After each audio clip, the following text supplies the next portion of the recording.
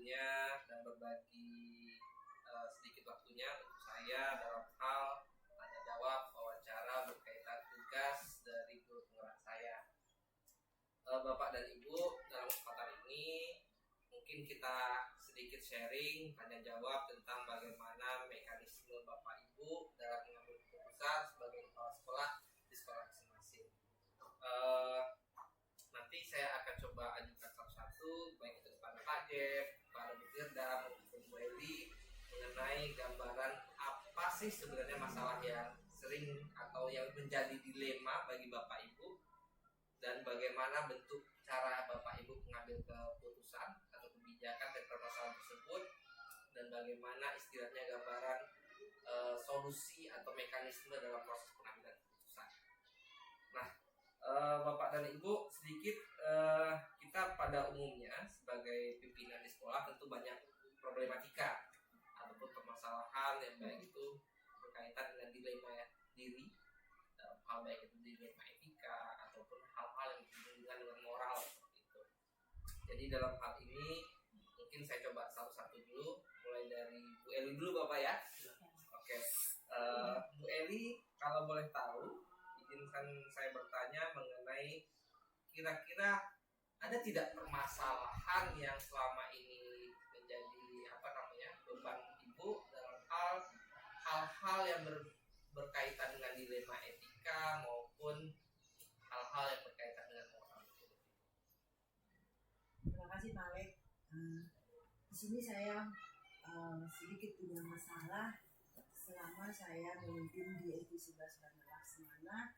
Itu pun terjadi ketika guru ketiga K yang masuk, yang kita tadinya berharap mereka maksudnya dengan titelnya sarjana, yang selama ini guru saya kebanyakan namanya tadi SMA, tapi kayaknya lebih baik kita menghadapi guru yang tamatan SMA yang bisa kita ajak kerjasama. Mulai salah satu contohnya seperti yang saya hadapi saat ini, di Januari dia sudah mau termisi dengan saya, orang tuanya sudah saya izinkan, cuman saya mengizinkan kalau dapat cuma 2 hari. Setelah itu lagi nelfon lagi kalau mertuanya atau orang tuanya harus baca Yasin bersama dalam waktu 2 hari. Ya alhamdulillah saya izinkan. Setelah itu masuk sekolah seperti biasa. Berikutnya di bulan Februarinya, di awal bulan Februari permisi lagi, sepupunya menikah atau pesta. Terus solusi yang saya ambil, kebijaksanaan yang saya ambil terhadap diri tersebut, saya panggil di jam istirahat, ngomong 4 mata, sebaiknya ini bagaimana? Bisa enggak ke depannya berubah, tidak akan lagi permisi kalau tidak urgent sama sekali. Contoh, orang tua meninggal, mertua meninggal, itu aja yang saya izinkan untuk permisi. Tapi selain dari itu, saya tidak izinkan. Kenapa? Bapak Ibu sendiri sudah baca disiplin PANS dan pegawai RP3 itu dalam 1 tahun itu cuma 2 hari bisa izin. Itu saya kasihkan lembaran yang pernah kita ada pelatihan di SMP 1 Bukit Batu. Ini buktinya. Silakan baca.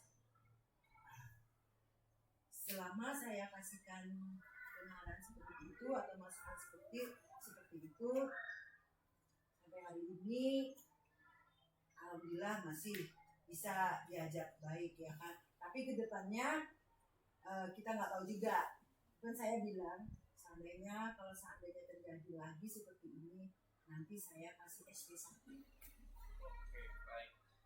Itu yang bisa saya jelaskan untuk saat ini Pak. Terima kasih. Assalamualaikum warahmatullahi wabarakatuh. Baik, kalau yang saya tangkap Ibu, berarti Ibu dalam situasi dilema antara ingin menegakkan disiplin dan peraturan sekolah, tetapi satu sisi sebagai manusia kita butuh merasa kasihan dan empati sama yang bersangkutan. Baik. Tadi prosedurnya juga Ibu sudah sampaikan, Ibu coba panggil gitu Bu ya. Panggil kemudian berdiskusi dengan yang bersangkutan, kemudian supaya hal-halnya yang menjadi beban bagi diri Ibu dan beban bagi sekolah intinya ya bisa teratasi seperti itu Ibu ya. Nah, kemudian Ibu dalam hal mengambil keputusan seperti yang Ibu sampaikan tadi, kira-kira dasar utama sehingga Ibu bisa mengambil keputusan seperti tadi atau keputusan yang Ibu sampaikan, apa yang menjadi dasar utama Ibu mengambil suatu keputusan seperti itu? Dasar utamanya adalah karena kita sebagai ASN atau P3 itu ada peraturan yang mulai dari kita sekolah kita sendiri, dari pemerintah juga ada, mau pemerintah daerah atau pusat, semuanya udah tertera di situ. Itu alasan saya untuk mengambil suatu tindakan. Oke, baik. Kira-kira tantangan utama yang menjadi beban atau kendala utama yang dihadapi Bu Eli dalam mengambil keputusan itu seperti apa Ibu? Kalau saat ini kendalanya itu sepertinya nggak ada. Pokoknya saya udah ngomong rasanya udah gitu. Oke, berarti pertimbangan rasa empati tadi Bu ya, dan juga peraturan tadi seperti itu. Oke, baik. Dalam prosedur Ibu mengambil keputusan, kira-kira Ibu melibatkan faktor-faktor pertimbangan lain atau ada istilahnya orang lain yang Ibu libatkan dalam mencoba mengambil keputusan itu Ibu?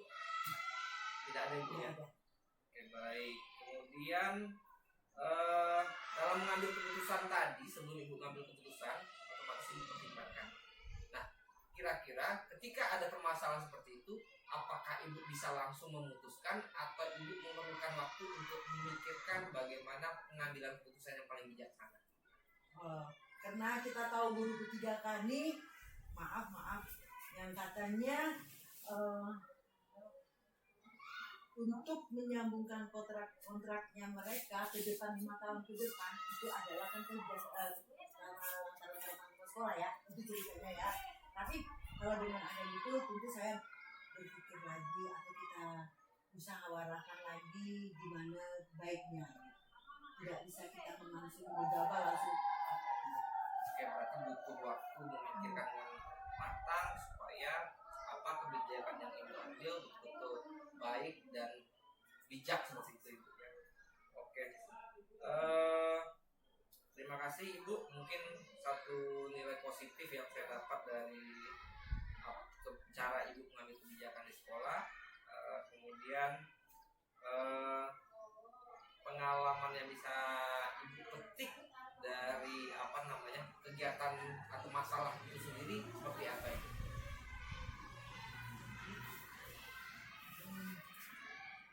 Masalah ya. Istilahnya apa pembelajaran yang Ibu dapat dari permasalahan atau hasil dari pengambilan kebijakan yang Ibu laksanakan tadi? Oke, baik. Berarti secara tidak langsung Ibu sudah, kalau saya tangkap berarti dalam hal pembelajaran yang Ibu ambil, baik Ibu mencoba mengembangkan menaati peraturan yang berlaku, tetapi menyelaraskan dengan rasa empati dan keadaan dari seseorang itu. Seperti itu Ibu ya. Iya. Oke, terima kasih Ibu.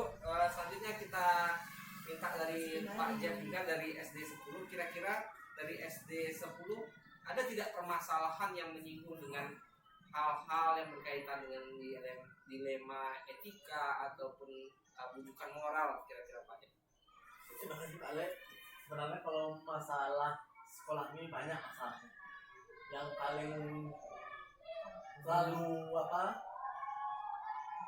kalau bermasalah itu seorang guru PNS yang kurang sering tidak hadir, banyak liburnya. Dari seminggu mungkin cuma 3 hari yang masuk. Mungkin dari Rabu, Kamis, Jumat, Sabtu dia udah pulang lagi ke kampungnya. Senin tak masuk juga baru Rabu atau Selasa masuk lagi. Begitu berkelanjutan. Sehingga pada masanya saya panggil dia ke kantor saya. Saya tanya apa permasalahannya. Dia pun hanya diam gitu aja. Paling apa saya ngomong dia cuma ngangguk gitu aja. Nah, kemudian terus waktu berlalu segitu juga tak berubah. Kemudian saya keluarkan SP1.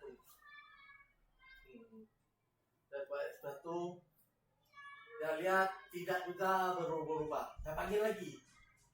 Emang apa mau dia lagi? Sampai saya insentifnya saya tahan. Pas ada apa mau hari raya pun harus saya tahan. Kemudian 2 hari raya, sebelum hari raya 2 hari baru dia telepon dan minta caharnya. Karena saya merasa kasihan, saya beri juga. Mungkin dia masih memerlukan uangnya untuk hari raya kan. Nah, hari raya gitu juga kelakuannya. Tetap juga seperti yang dulu, tak berubah-ubah. Kemudian saya ambilkan, saya panggil, saya kasih SP2.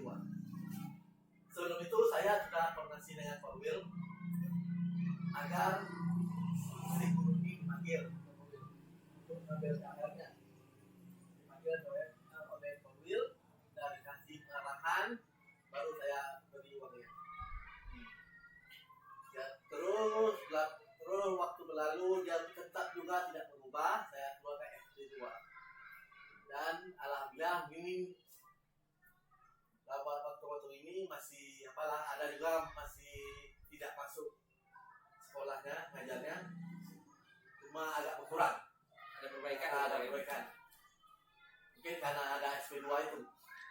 Karena ada surat ya. Mungkin untuk kelanjutannya, kalau dia pun tak berubah, saya terpaksa ke kantor dinas kali. Kabupaten ini. Karena di Korwil pun cuma segitu aja tanggapannya. Kalian masih punya rasa apa ya? Oke, baik.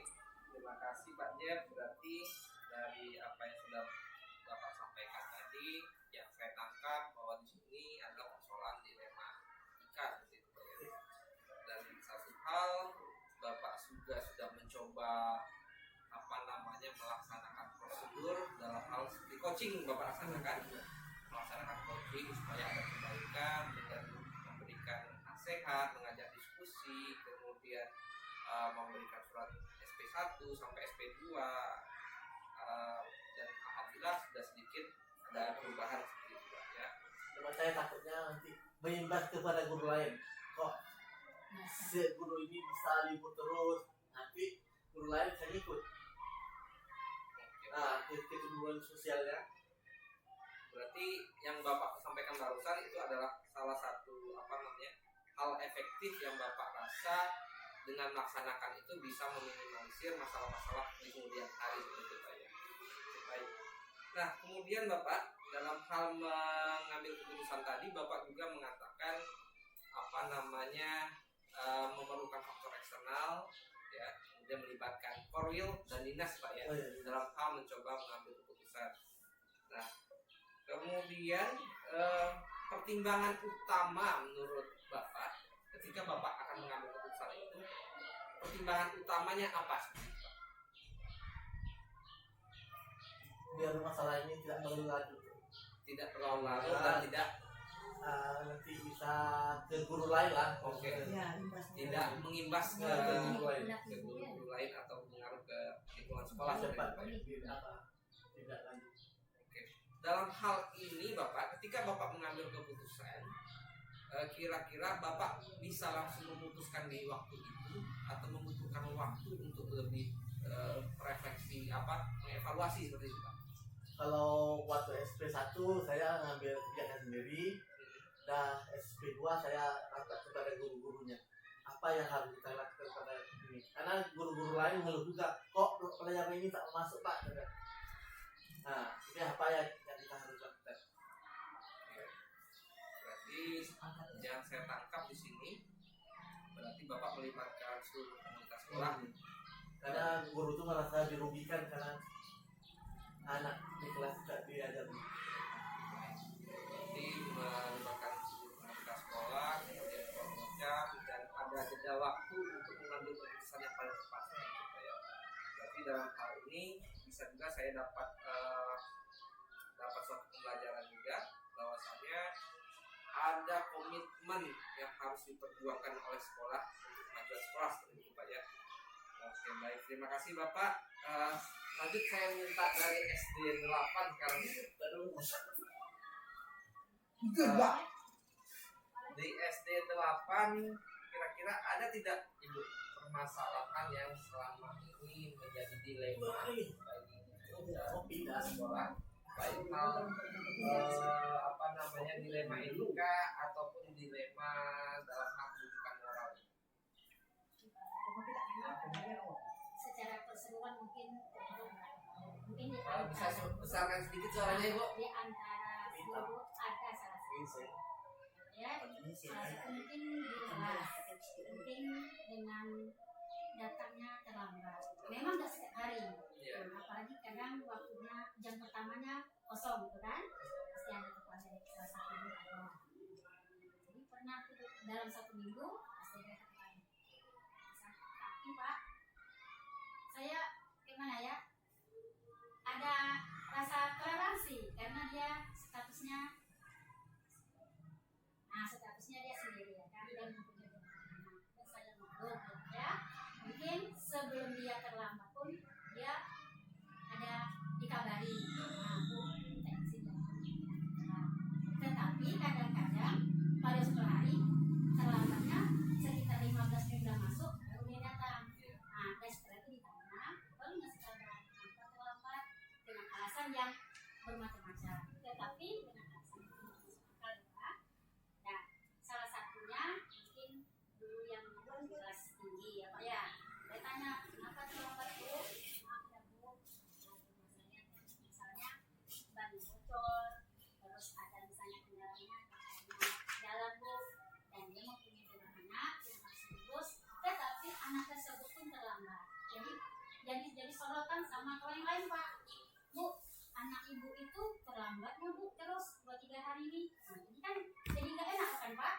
sama anak yang lain seharusnya anak guru itu menjadi contoh kepada teman yang lain jadi sempat beberapa kali saya panggil juga sebelum itu saya tegur anaknya dulu nak sini sebentar nak kenapa terlambat tadi nak alasannya kadang karena tidur malam kadang dia lambat bangun itu alasannya tapi setelah itu saya panggil orang tuanya mamanya tadi yang ngajar di istri saya ya Pak nah Bu kenapa terlambat Bu bang bocor terus ada tadi Bu di rumah air sama nggak jalan itu alasannya Pak kan jadi kan nggak mungkin kan Pak karena alasannya yang tepat kan nggak mungkin sebagai hati nurani Allah itu ya Pak tapi saya panggil juga lagi untuk kedepannya kalau bisa jangan usahakan supaya kita kan masuk 7.15 itu harus berada di sekolah usahakan kayak mana caranya supaya 7.15 itu udah sampai di sekolah Bu Ibu oke ya tetapi berulang kali dibuat udah gitu lagi Pak jadi saya kan merasa kayak mana gitu ya saya ngasih masukan memang dibenarkan tetapi besoknya dibuat lagi sehingga saya merasa kayak mana ya adik ini ditegur 1 kali ya tetapi di satu sisi saya juga kasihan loh Pak karena posisi dia kan statusnya Single parent.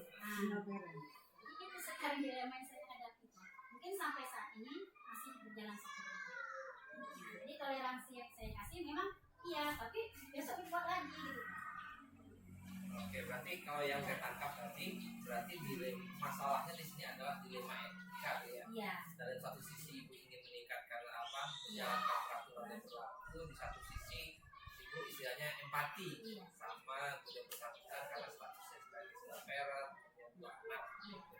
Baik, kemudian dalam prosesnya sebelum ibu mengambil keputusan, ibu juga melakukan pemanggilan, berdiskusi, ya, misalnya memberikan masukan dan juga misalnya memberikan coaching kepada guru yang bersangkutan supaya bisa ya, baik.